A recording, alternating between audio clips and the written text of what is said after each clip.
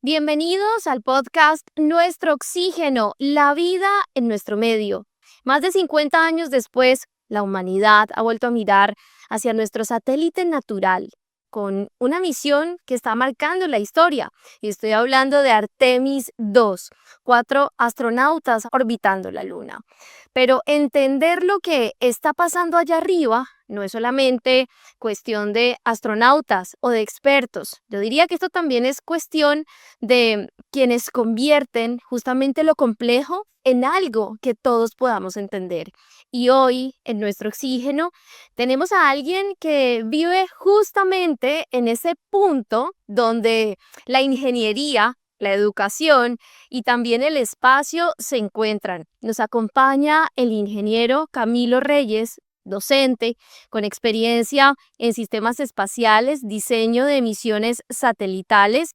También él ha trabajado en diferentes proyectos académicos justamente aplicados dentro de este sector espacial y ha liderado bastantes iniciativas de formación, también de tecnología satelital, talleres, cursos, donde él enseña justamente de diseño de cargas y hasta la integración de subsistemas. Para nosotros es un gusto que hoy nos acompañe Camilo, quien también ha trabajado en diferentes proyectos de observación de la Tierra y sobre todo el fortalecimiento de capacidades de ingeniería espacial en América Latina.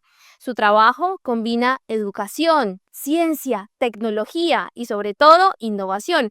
Hoy también queremos recordar que él es docente Deep Learning en la especialización de inteligencia artificial y derechos digitales de la Universidad Católica de Colombia. Pues Carlos Alberto, con él vamos a entender realmente qué es lo que está pasando en esta misión Artemis 2, que nos cuente esos detalles que hoy justamente nos reúnen y que también nos hable de la importancia de los satélites. Pues sí, Marian, el saludo cordial para ustedes, de lo mismo para Camilo, también para nuestros queridos y amables oyentes de Nuestro Oxígeno. Desde la cápsula Orión están tomando imágenes espectaculares de este superorganismo vivo llamado planeta Tierra, al cual dedicamos muchos programas, y también a ese satélite, a ese lugar maravilloso que nuevamente después de las misiones Apolo, que fueron muchas, ahora comienzan las misiones Artemis y vamos en la número 2 con la cápsula Orión y estos astronautas y por primera vez una mujer en el espacio. ¡Qué maravilla, Marian! Saludamos y damos la cordial bienvenida a Camilo Reyes. Lo hemos visto por RCN entregando unos informes maravillosos en televisión, muy dinámicos, y hoy está aquí en Nuestro Oxígeno para deleitar también con eso que le apasiona, que es la astronomía, que es todo lo que son los satélites y al mismo tiempo toda esta misión de Artemis 2 que está en actualidad. Muchas gracias, don Carlos. Muchas gracias, Mario, por la invitación. Todo un gusto en estar aquí con ustedes y con los oyentes de Oxígeno. Camilo, yo quiero que empecemos justamente por la historia, porque que usted hoy sea tan apasionado, quiere decir que hubo algo por allá en la niñez, en la infancia, que sea usted quien nos cuente su propia historia de cómo empieza a apasionarse un niño en estos temas de astronomía. Claro, nada más por contexto, yo soy oriundo de Girón, Santander. De hecho, soy egresado del Colegio San Juan de Girón.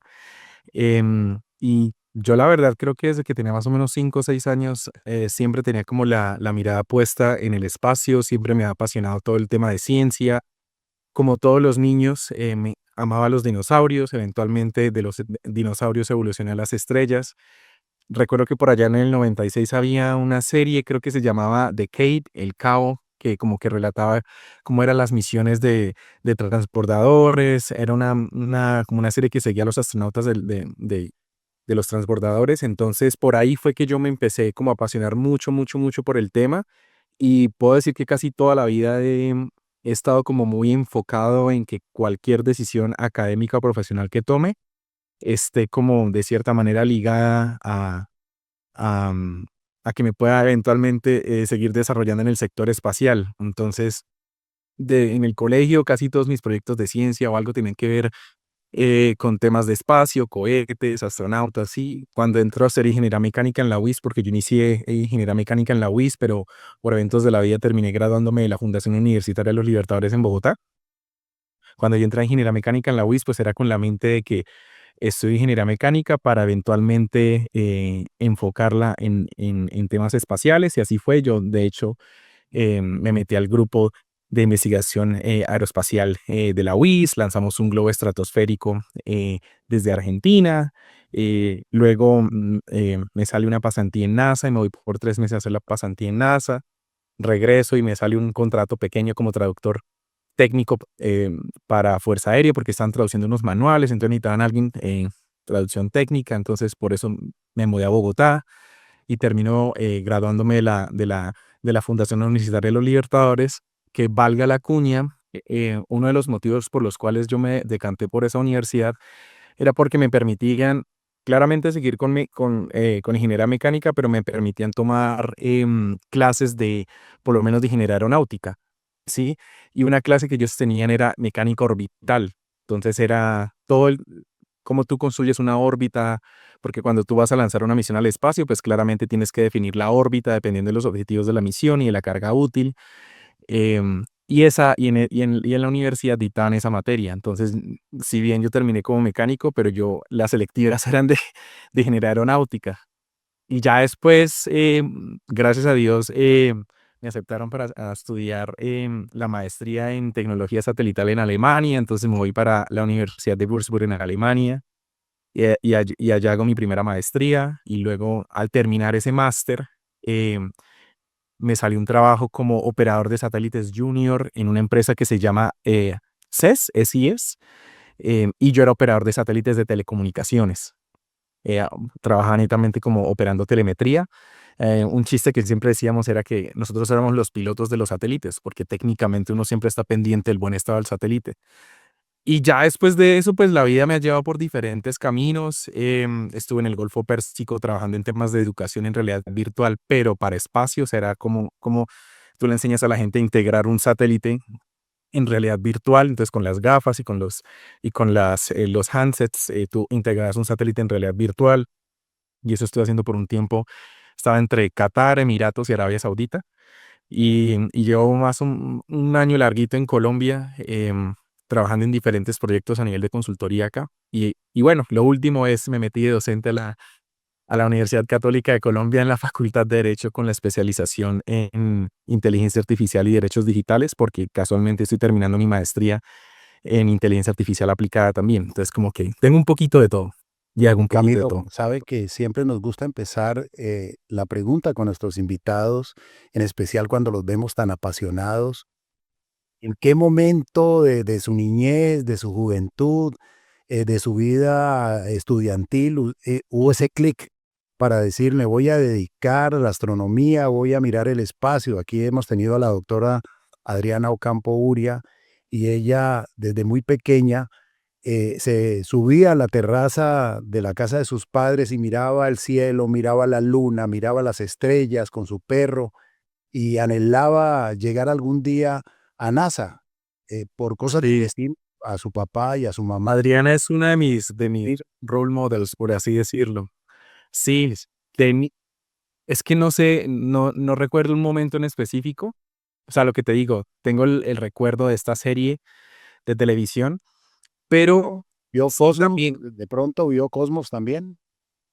sí, la antigua, la de Carl Sagan, y claramente me volví a ver Muchos de los apasionados de los temas del espacio vieron en algún momento a Carl Sagan con la serie Cosmos. Yo de niño la vi, me apasionó muchísimo. Recuerdo esos paisajes espectaculares que mostraba Carl Sagan en la televisión y muchos de estos científicos de hoy, de la NASA, de las agencias espaciales, vieron esa serie, le inspiró. También muy importante, Marian, lo hemos hablado aquí, la primera escuela de todo ser humano es su hogar. Y papá y mamá, si le encuentran ese gusto al niño por el espacio, pues apóyelo, mire hasta dónde ha llegado Sí, Camilo total, Reyes. el apoyo de los padres es muy importante. Yo recuerdo cuando estaba niño, bueno, yo soy una madre soltera, entonces yo vivía con mi mamá y mi abuelita. Entonces, en la casa de mi abuelita, es una casa antigua en Girón, bellísima. En el patio principal, pues uno tenía el cielo abierto. Y yo recuerdo que yo me levantaba súper temprano a leer o a hacer tareas Y a mí me encantaba ver, pararme en el cielo un rato, o sea, pararme en el patio, ver el cielo un rato y yo lograba identificar lo que es la constelación de Orión, la Osa Mayor, el cúmulo de las Pléyades. Me encantaba ver eso y no sé, y yo decía, algún día voy a llegar. Claramente, pues no sé si puedo ser astronauta, pero como que siempre, desde lo que te digo, desde que estaba en primaria, tenía muy claro que yo quería trabajar en el sector espacial. En ese momento no sabía que se llamaba sector espacial, en ese momento no tenía ni idea de la economía espacial, pero sabía que quería enfocarme en mi futuro profesional en algo relacionado al espacio, por eso siempre he querido como ser astronauta. Hoy día, pues, ese sueño ha evolucionado y se ha transformado y es como, bueno, soy ingeniero de satélites, entonces quiero trabajar con satélites, quiero trabajar con misiones satelitales que si bien exploren, orbiten la órbita baja de la Tierra, pero que también pueda trabajar en misiones que vayan a explorar el espacio profundo, porque claramente hoy día uno puede lanzar un satélite del tamaño de mi taza de café a la órbita de la Luna para X o Y exploración, y el mismo principio uno lo puede aplicar a orbitadores en asteroides o en Marte. Me encantaría poder trabajar en ese tipo de visiones. Pero sí, lo que tú mencionabas, don Carlos y Marian, es el tema como el apoyo desde la casa. Mucha gente no tiene el apoyo de casa porque nuestra idiosincrasia siempre nos lleva a pensar que hablar de espacio, hablar de tecnología, es como por allá, eso lo vemos muy lejos, eso no, eso por aquí no.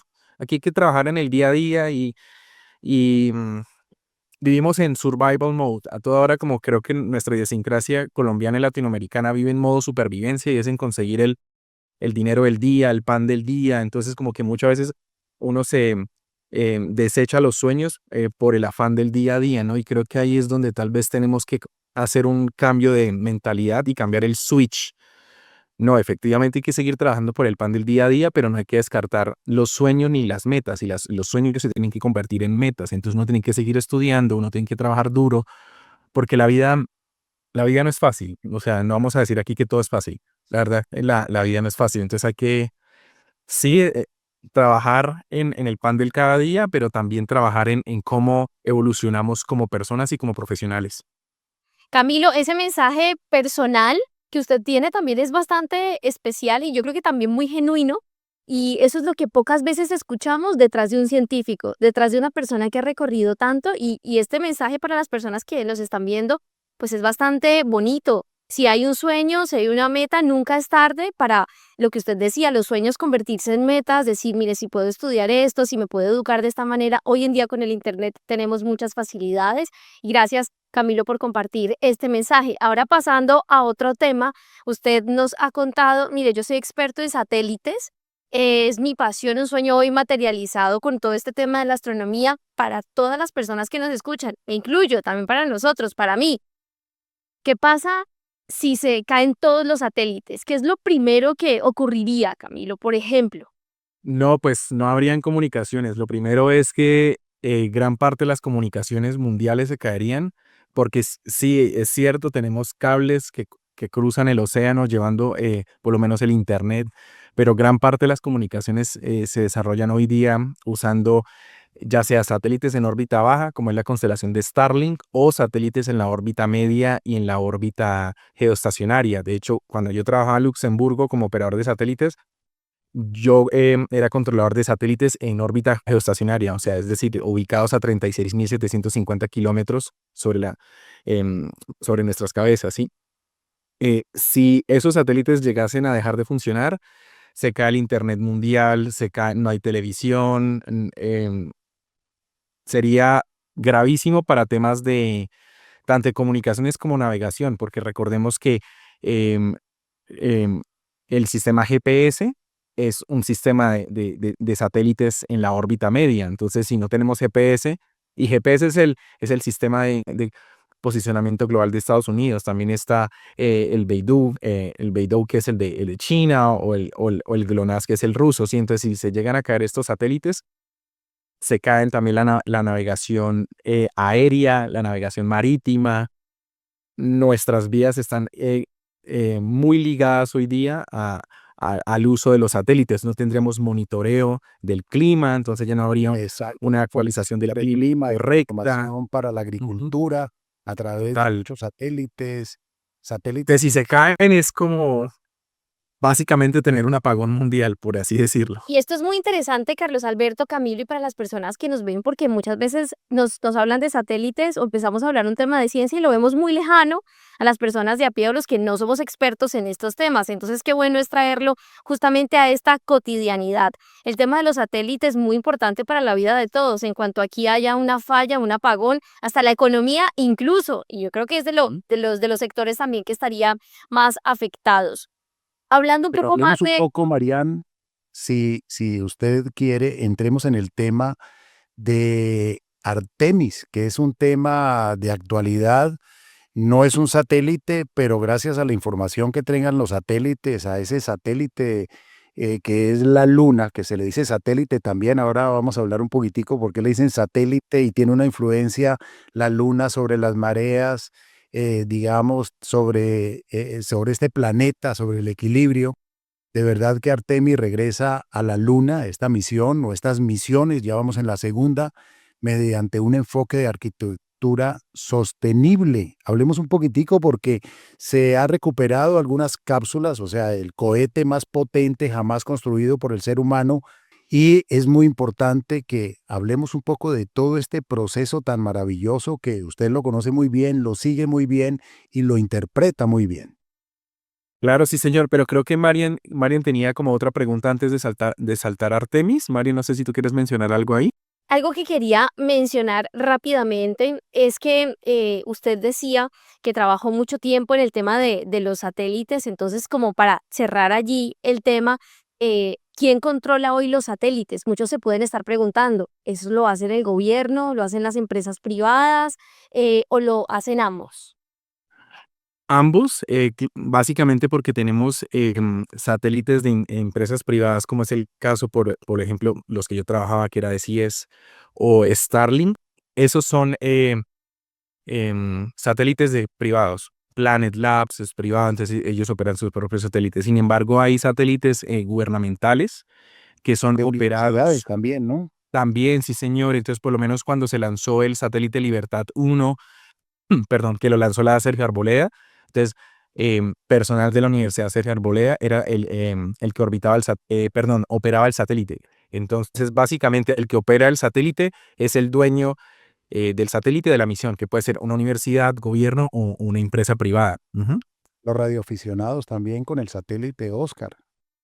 Sí, sí, señor. Y claro que en este caso los radioaficionados, ellos lo que hacen es recibir la señal del satélite, más no lo operan, ¿sí? Pero entonces operar el satélite como recibir telemetría y enviarle telemetría al satélite como, no sé, mueva tantos grados sus paneles solares, y eso lo hace el dueño del satélite, sí, señor.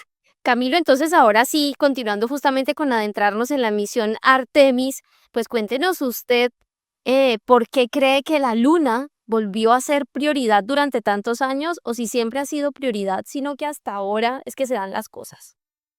Claro, esto es un tema de cierta manera que puede caer en el campo geopolítico. Si recordamos, en los 60s y en los 70s, pues el mundo estaba como en medio de la Guerra Fría, entonces era como una ¿cómo se dice? Una carrera tecnológica de demostrar superioridad tecnológica entre los Estados Unidos y la Unión Soviética. Si bien recordemos que la Unión Soviética fue la primera que puso al primer ser vivo, con la perra laica, después el primer hombre con Yuri Gagarin, después Valentina Tereshkova, que fue la primera mujer en viajar al espacio. Entonces, si bien en ese momento, claramente la Unión Soviética puso el primer satélite en el espacio con el Sputnik en el 57. Entonces, la Unión Soviética, entre comillas, iba ganando la carrera espacial, pero el techo básicamente era poner un ser humano y traerlo con vida de regreso a la Tierra, y eso fue básicamente cuando ganó Estados Unidos la carrera espacial, por así decirlo. Y lanzaron 6 misiones Apolo en 3 años, que es muchísimo, son muchas misiones en tan poco tiempo. Y mucho Y ya dinero. después sí, ya después el enfoque cambió. No se dice que el público y la clase política, en este caso los Estados Unidos, dieron el interés, pero era simplemente como querían hacer un redireccionamiento de recursos. em, y pues se enfocaron entonces en otras misiones como listo, pasar de un programa lunar a un programa de larga estancia en la órbita baja. Entonces es cuando se inician proyectos como claramente el Space Shuttle, pero incluso antes del Space Shuttle fue los laboratorios orbitales como Starlab, ¿sí? Después de Starlab fue que llegó el transbordador espacial que lo sacaron de servicio hace relativamente poco, en el 2011, que fue la última misión del transbordador espacial. A Sí, la propósito, Luna siempre ha estado ahí, a señor. propósito, Camilo, vamos a tener aquí a Iván Ramírez, que trabajó en ese transbordador Mm. y también que ha participado en Artemis, en la Sí, propulsión el en ese doctor Iván motor. Ramírez que de Boeing. Ujú, sí, sí. No es que la Luna nunca, o sea, haya dejado de ser interesante, solamente que como el tema de los recursos siempre es un tema con el que, o sea, con que podemos sacar mayor beneficio a largo plazo, entonces usar bien los recursos. Recordemos que la NASA es una agencia gubernamental, que sus fondos son básicamente de los taxpayers, ¿cómo se dice en español? Taxpayers, Los de contribuyentes. los contribuyentes, gracias, de los contribuyentes de los Estados Unidos. Entonces siempre hay un tema de cómo maximizamos los recursos de los contribuyentes. Em, pero entonces la Luna siempre ha estado ahí. Recordemos que por allá en el 2008 o incluso antes, durante el gobierno del presidente Bush, entonces se sacó el programa Constelación, que después el presidente Obama, entre comillas, lo canceló. Entonces se cambió el enfoque y por un tiempo se estuvo muy fuerte hablando de llegar a Marte. Entonces claramente pues se han estado enviando al mismo tiempo que se envían misiones a la Luna, porque recordemos que tenemos orbitadores en la Luna, también se están lanzando misiones a Marte. Entonces los robots exploradores de la superficie de Marte. Pero fue hasta ahorita básicamente, Pero se señor. dice que esta misión de Artemis está justamente justificada porque se quiere establecer una estación en la Luna que sea como plataforma para facilitar el viaje a Marte. Sí, señor, sí, para allá iba. Al mismo tiempo que nosotros lanzábamos misiones de orbitadores a la Luna, lanzamos misiones a Marte. Entonces, ambos objetivos siempre han estado casi que de la mano, ¿sí?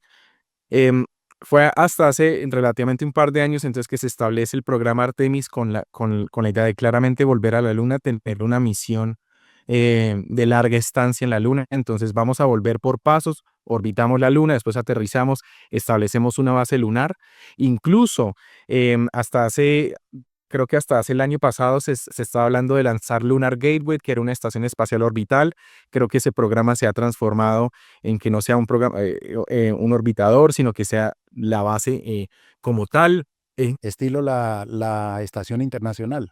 sí, señor, solamente que los planes cambian seguido y a veces se vuelve un poco hasta desafiante uno seguirle el paso porque todos los días salen cosas nuevas, se están cambiando los planes, sí, lo que te digo, hasta hace un par de meses Lunar Gateway seguía en pie. Ahora creo que el gobierno de los Estados Unidos ha decidido no seguir adelante con Lunar Gateway, sino establecer la base lunar con el objetivo de establecer luego un programa marciano, pero está en paralelo. Recordemos que ahora con todo el tema de New Space, de cómo entonces la industria privada apoya em, todo el programa de exploración, no solamente la órbita baja, sino exploración lunar y exploración planetaria con vías a Marte, con misiones a Marte, como el caso de SpaceX, sí, con Elon Musk, que dice que quiere convertir a la raza humana en una raza multiplanetaria, ¿sí? Entonces es con este apoyo de la industria privada que básicamente ahora volvemos a la Luna, ¿sí? Con miras en Marte. ¿Y por qué digo que volvemos a la Luna? Porque recordemos que Artemis 3 va a ser una misión eh, también del programa Artemisa, pero no va a ir a la Luna, va a ser una misión de prueba en órbita baja para entonces acoplar la nave Orión con el lander o la nave que va a aterrizar sobre la superficie de la Luna en el 2028 en Artemis 4. Todavía no han escogido el lander porque están creo que el desarrollo está entre Blue Origin y SpaceX. Entonces ahorita hay una carrera entre empresas a ver quién termina el lander o el aterrizador, si lo traducimos directamente a español, la nave que aterriza sobre la superficie de la Luna, ¿quién lo termina primero? Si Blue Origin o SpaceX, ¿sí? Incluso Blue Origin tiene... Sí, para alunizar, es el recta. Sí, el módulo que va a alunizar, entonces todavía no han escogido cuál empresa, si es Blue Origin o SpaceX.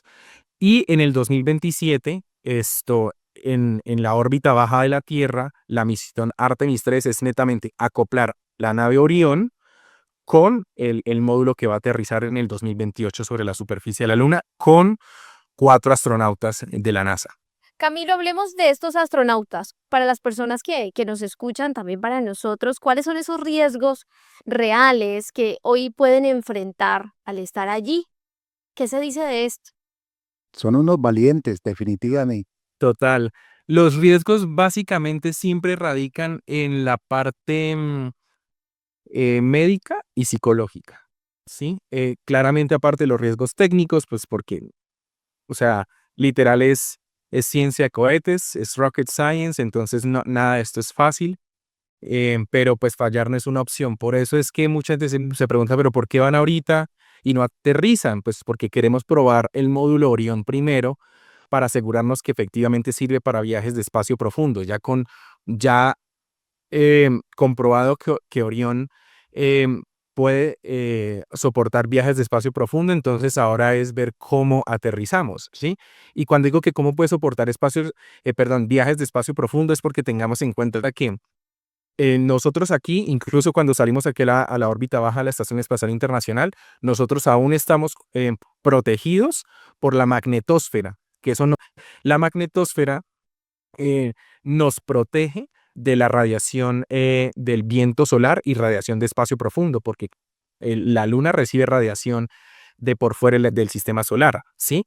Y claramente recibe altas dosis de radiación del viento solar. La Luna no tiene atmósfera, como la La Luna no tiene atmósfera, gracias, don Carlos. Sí, señor, la Luna no tiene atmósfera, entonces, por ende, es importante estudiar los efectos de la radiación de espacio profundo sobre el sistema, pues, sobre el organismo de los seres humanos, ¿sí? Entonces, riesgos, sobre todo, aparte de los riesgos técnicos, que algo, no sé, que se estalle un tanque, como en el caso de lo que pasó en Apolo 13, em, pero digamos que ahorita es más que todo estudiar los efectos del viaje sobre los astronautas. Y algo muy interesante aquí es por lo menos el experimento Avatar, que era básicamente, son unos chips les llaman organoid chips, básicamente que es como un órgano en un chip, pero simplemente son células de diferentes partes del cuerpo en unos chips que llevaron ahorita en Artemis 2 para estudiar cómo la radiación afectaba a estas células. Y esto es muy interesante porque al estudiar los efectos de la radiación en estas células, los médicos espaciales, de hecho ahí les echo la cuña a los estudiantes de medicina o a los médicos que les interese todo el tema espacial, hay médicos espaciales, es de hecho una especialización, si mal no estoy, la hay en la Universidad Nacional de Colombia, medicina aeroespacial. Estos médicos son los que básicamente determinan los tratamientos que van a necesitar los astronautas. Quiere decir, por lo menos, Camilo se vuelve astronauta y le hacen un chip, ¿cierto? Entonces, en el chip van las células del organismo de Camilo. Cuando vuelve, le diseñan un tratamiento netamente, o sea, muy específico para el organismo de Camilo. Entonces, es como la cantidad de nutrientes que necesita el organismo de Camilo, la cantidad de nutrientes que necesitan cada uno de mis órganos. Entonces, este tipo de investigaciones son muy buenas porque se pueden replicar luego en la Tierra. Mucha gente dice, pero ¿por qué invertir tanto dinero en exploración espacial? Es porque básicamente el espacio hace mejor la vida en la Tierra. Yo no me puedo Abuelo, explicar. esto que usted está diciendo, yo quiero que hagamos una pausa y que las personas lo interioricen, porque justamente esa es la siguiente pregunta. Muchos dicen, bueno, ¿por qué invertir tanto afuera? Pero ¿cuáles son esos beneficios? ¿Cuáles son esos inventos que nosotros hoy tenemos en la mano? Iba a decir como no me puedo comunicar con nadie si no tuviera comunicación en el celular y se hace por satélites. Entonces, que sea usted quien nos cuente esos detalles de cosas que hoy nosotros estamos usando, que han sido gracias a justamente a estas exploraciones, a entender cómo funciona afuera y cómo puedo mejorarlo para que funcione acá adentro. Claro, entonces, por lo menos, volviendo al caso de esto de los chips, Después de la este pausa, Camilo, después de la señor, pausa, ya que tenemos que hacer en este momento una pequeña pausa y ya regresamos aquí en Nuestro Oxígeno con todos ustedes.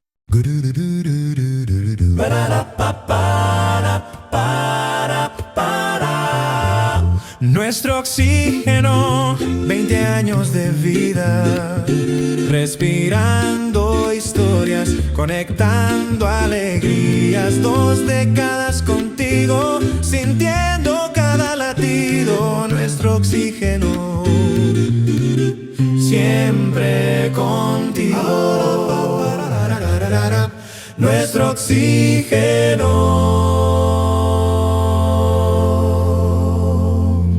Bueno, entonces retomando, ya que volvemos de la pausa, por lo menos hablando de estos chips de Artemis 2, se pueden desarrollar tratamientos oncológicos para pacientes con cáncer, ¿sí? Entonces, los beneficios de la exploración espacial y de invertir todo este dinero en tecnología espacial son grandes, sobre todo en términos médicos, porque incluso ya hay empresas farmacéuticas haciendo investigaciones en microgravedad a bordo de la Estación Espacial Internacional para desarrollar fármacos nuevos que sirvan para diferentes tratamientos. ¿Cuáles? Pues no sé cuáles, porque no soy médico, pero em, hay empresas que están desarrollando fármacos para tratar diferentes enfermedades aquí en la Tierra, ¿sí? ¿Por qué? Porque es que acordémonos que nosotros aquí en la Tierra, aquí en Bogotá, en Cali o en donde sea que nos estén escuchando, estamos supeditados a la gravedad, a la fuerza de gravedad del planeta, que es 9.8 metros sobre segundo cuadrado. Ese valor de la gravedad afecta nuestra vida diaria, la manera en cómo crecen los cristales, la manera en cómo operamos. Cuando digo que la manera en cómo crecen los cristales es porque en microgravedad, al crecer un cristal de un fármaco, por lo menos un ibuprofeno, ¿sí? Tal vez para las personas que no sepan, los fármacos son cristales, ¿sí?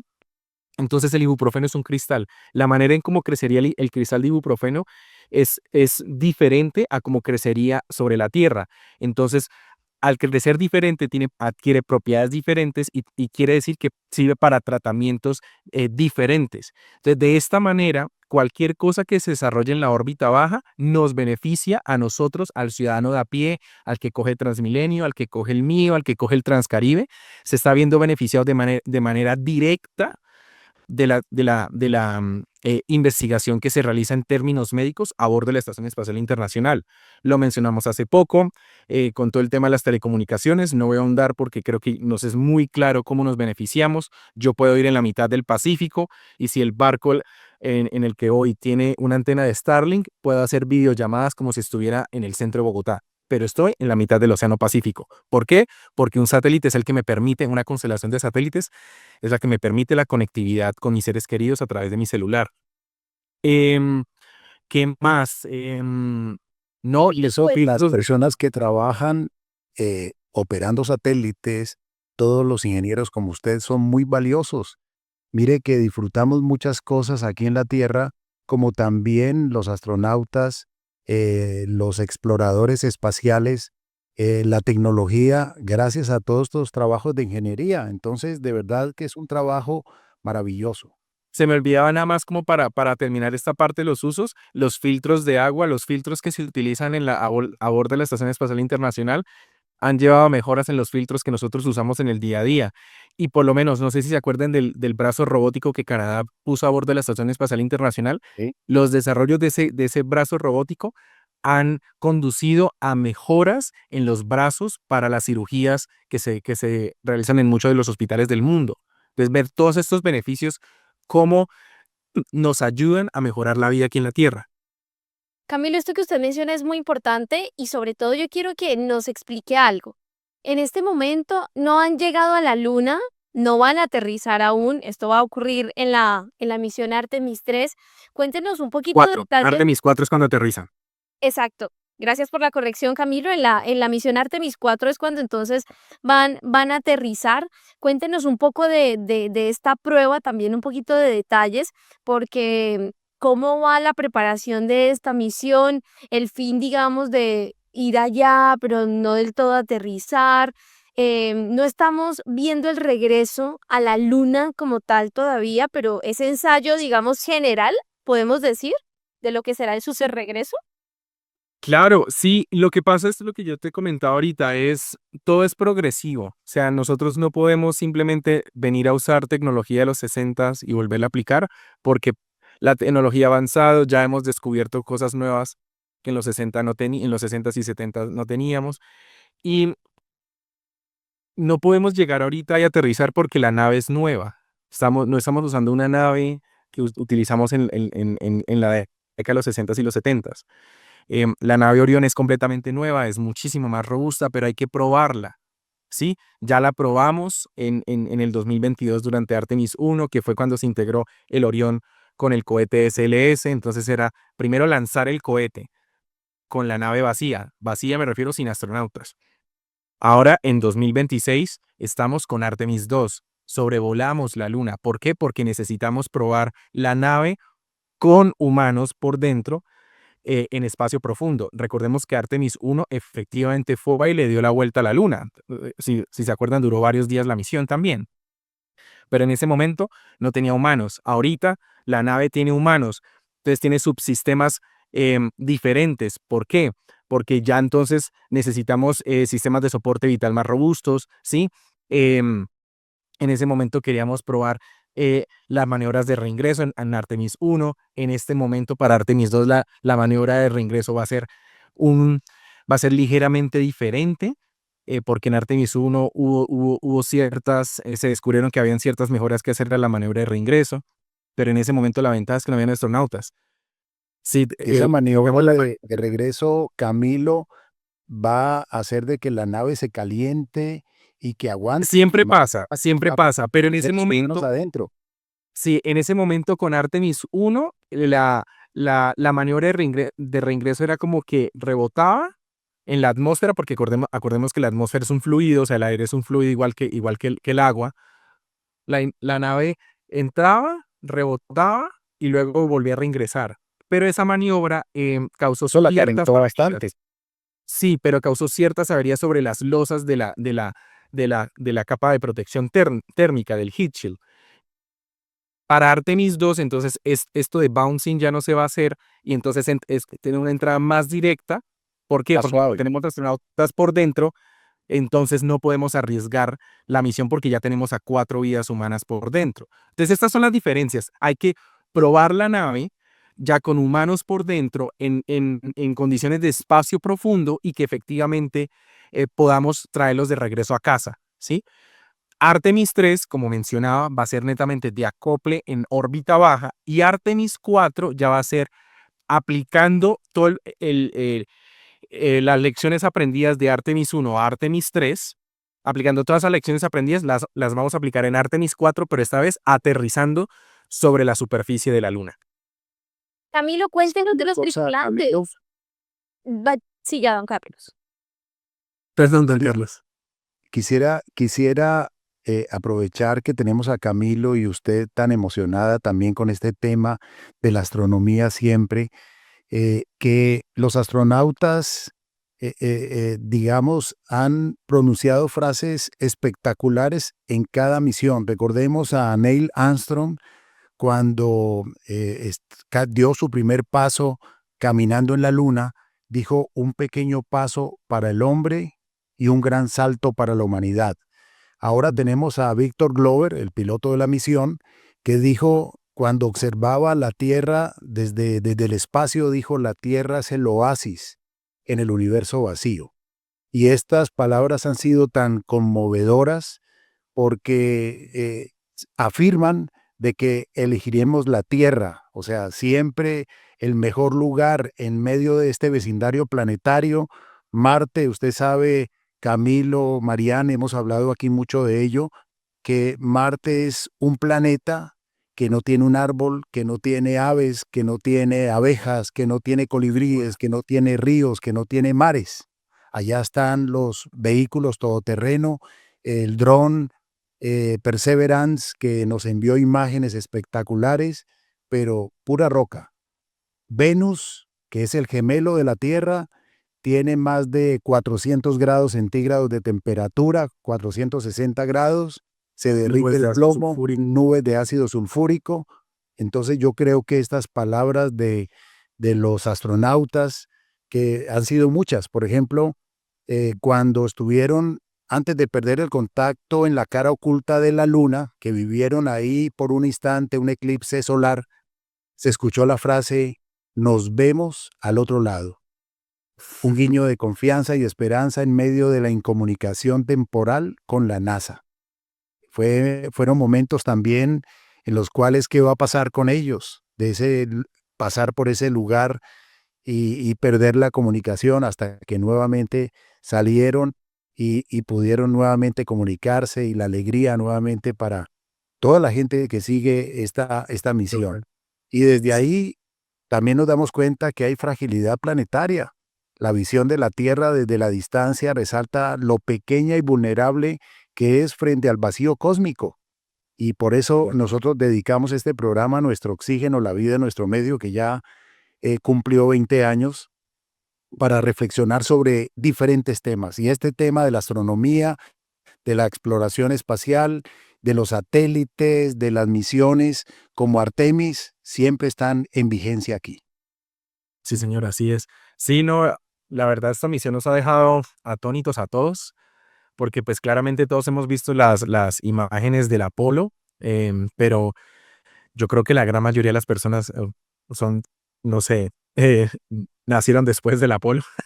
Entonces muchos no hemos tenido la oportunidad de ver, como no tuvimos la oportunidad de vivir la emoción del Apolo, pero antes ahora tenemos Yo viví la emoción del Apolo por televisión en blanco y negro.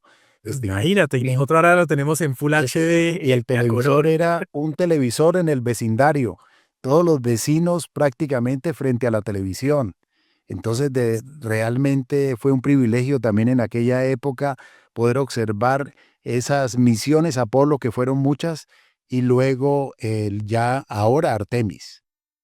total. Y entonces como a todos ahorita tenemos la oportunidad de vivir el programa Artemis como y ver lo mismo que ven los astronautas, con la única diferencia de un par de segundos de diferencia, porque acordémonos del delay de las comunicaciones que hay. Pero efectivamente como que estas misiones nos ayudan a encontrarnos a nosotros mismos, como a entender un poquito más nuestra posición en el sistema solar y en el universo, porque la raza humana tiene una conciencia muy arrogante, que somos los dueños del planeta, que somos los dueños de todo, por así decirlo, ¿no? Y salir del planeta e ir a la órbita de la Luna y descubrir el planeta y ver lo frágil que es, lo delgada que se ve Hermoso. la atmósfera, lo hermoso que es nuestro planeta, pero lo frágil que es y ver lo frágil que es la atmósfera. Y esto también nos lleva a reflexionar sobre el impacto que tienen las actividades humanas sobre nuestro planeta. Entonces, ya estamos en el antropoceno, ver cómo nuestras actividades tienen un impacto directo en el clima del planeta, cómo de cierta manera estamos destruyendo este oasis que Dios nos dio. Y no lo estamos cuidando por nuestra misma arrogancia, no quiero entrar en términos en temas geopolíticos, que yo creo que todo el mundo entiende lo que quiero decir, pero es ver la misma arrogancia humana, cómo se ve humillada al simplemente ir a la luna y voltear y ver el planeta. Y es como, wow. Ese momento wow es el que creo que todos estamos viendo en este momento con Artemis 2.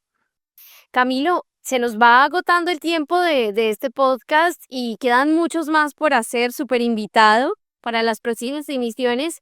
Y le quiero preguntar, ya como pregunta final y de reflexión, si nos va bien con esta misión de Artemis, ¿qué ganamos? Y si algo sale mal, también ¿qué perderíamos para la humanidad desde su perspectiva?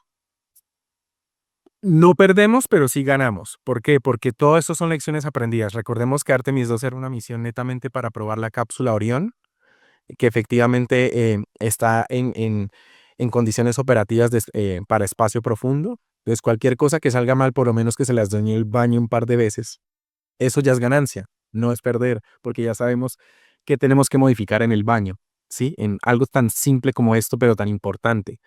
Entonces, cualquier cosa que aprendamos ahorita es una ganancia para las futuras misiones tripuladas. Artemis 3, claramente con el acople en órbita baja. Artemis 4, cuando vayamos a aterrizar y eventualmente cuando lleguemos a Marte.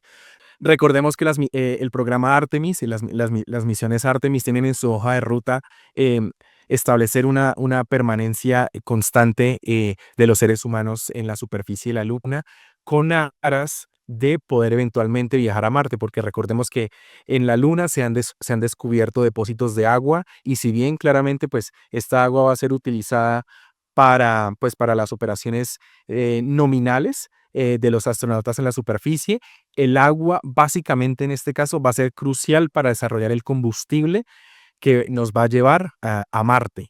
Entonces, por eso es tan importante tener una presencia constante en la superficie de la Luna. Además, no podemos seguir llevando todos los recursos del planeta, porque es muy costoso llevar todo desde acá para allá. Entonces, tenemos que empezar a explotar, de esta manera, o a utilizar los recursos que hayan en este caso en la Luna. El regolito de la Luna nos va a servir para construir todas las estructuras de la base, ¿sí? Reutilizar el agua, incluso se ha descubierto que en la superficie, en el regolito de la Luna, es un repositorio de helio 3 que nos va a servir para construir a futuro una planta nuclear en la superficie para poder proveer energía a todas las operaciones que vamos a realizar en la superficie de la Luna. Y todo esto nos sirve nuevamente para desarrollar tecnología que nos va a beneficiar a nosotros aquí en la superficie de nuestro planeta Tierra. Todo esto también beneficia al ciudadano de a pie. Entonces, los grandes beneficios, cualquier cosa que entre comillas salga mal, nos sirve es para aprender qué tenemos que mejorar, cuáles son las lecciones aprendidas, cómo las aplicamos y seguimos adelante. Creo que estas son de las grandes lecciones que nos deja el programa Artemis. La Luna en distancia a la Tierra está aproximadamente a 400.000 kilómetros de distancia. Los astronautas estuvieron muy, muy cerca, más cerca que nosotros, y pudieron observar colores azules en la Luna, colores Sí, marrones. señor, así es. No es gris como la vemos con nuestras cámaras biológicas, con nuestros telescópicos biológicos, que son nuestros ojos, sino que también vieron otros colores, Camilo. Sí, señor, los astronautas claramente pues tenían una de sus tareas, una de las muchas objetivos de misión que querían cumplir era fotografiar la Luna para estudios geológicos y claramente identificar potenciales lugares para un futuro alunizaje. Y al estar fotografiando ellos vieron los colores de la Luna, que incluso ya durante el programa Apolo, si mal no recuerdo fue en la misión Apolo 17, que cuando los astronautas estaban como recogiendo muestras, habían descubierto que debajo del regolito gris se notaba como un color marrón anaranjado. Por ahí, sí, claramente la Luna no es 100% gris y los astronautas ahorita lo pudieron ver. Ellos decían como, vemos como que hay unas partes que son azules, que otras marrones. Recordemos que los astronautas sobrevolaron por el lado oscuro de la Luna, ¿sí? Entonces ellos vieron cosas que ninguno de nosotros ha visto jamás en la vida. Fueron los primeros seres humanos en descubrir cosas en el lado oscuro de la Luna, ¿sí? Que no era un orbitador. Era la primera vez que seres humanos con sus propios ojos podían ver y descubrir cosas en el lado oscuro, que se llama oscuro porque es el lado que nunca vemos. Y es esto, los colores de la orografía de la Luna, del terreno de la Luna, que eventualmente en algún futuro esperamos poder ir y descubrir muchas cosas más en persona. Los astronautas enfatizaron que la exploración espacial no es solo un logro tecnológico, sino también un recordatorio de que todos compartimos un mismo hogar. Y sus palabras se difundieron ampliamente, conectando ciencia y emoción y recordando... Filosófico, se volvió hasta un viaje filosófico, ¿no lo creen? Sí, correcto. Y la necesidad recordándonos que tenemos que proteger la vida en la Tierra, que es biodiversa. Pues muchas gracias, Camilo. Lo mejor de lo mejor. Carlos Mario, muchas gracias por la En invitación. muchos programas de Nuestro Oxígeno, porque tiene mucho para contarnos. Muchas gracias. Siempre un gusto acompañándolos a ustedes y a los oyentes de Oxígeno, hablando de ciencia y comunicando las buenas nuevas de la ciencia al país. Gracias también a la ingeniera ambiental Mariana Aguilar Quintero. Carlos Alberto, gracias a usted. Camilo, gracias por habernos acompañado en este programa. A nuestros oyentes también les agradecemos. Les recordamos nuestras redes sociales, Nuestro Oxígeno Ofi en TikTok, Facebook, Instagram, YouTube y también estamos como Gaia Tierra Viva.